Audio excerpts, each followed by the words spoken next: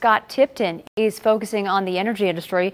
This morning, he led a hearing about government regulations and policies and how they're affecting jobs and prices for consumers. Scott Eldridge was at the meeting. He's joining us with more on the story. Scott.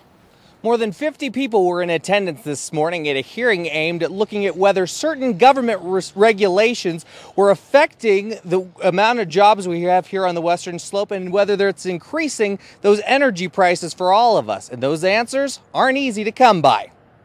Are excessive energy regulations and policies limiting energy independence, killing jobs, and increasing prices for consumers?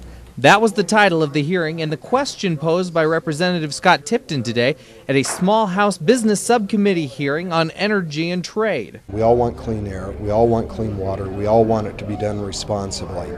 But we are seeing regulations that are inhibiting that ability to be able to develop our resources here in the United States and for us here in the 3rd Congressional District. And with unemployment in the Valley at around 10.5%, Tipton says it's something we can't ignore. We need to be able to capitalize on this in a responsible way because it does translate into jobs. Members of the EPA and BLM testified, as well as several others, as to the effects of the regulations on the environment as well as to businesses. But not everyone in attendance felt that cutting back on regulations is the right way to go about solving the problems. I think that there's a number of missing elements from the conversation, and that's the many other industries and professions that generate jobs in Western Colorado that could use some attention from Congress. Eliminating red tape and regulations that are meant to protect the environment and our health is not good public policy. But Tipton says it isn't about neglecting the environment, but about finding a better way to work together. It's just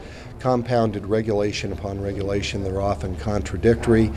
Different agencies, different departments which have conflicting regulations that businesses are trying to be able to meet, and nobody ever comes to a solution. The goal ought to be able to, in a responsible way, develop our resources right here at home, put Americans back to work. But no doubt that discussion will continue.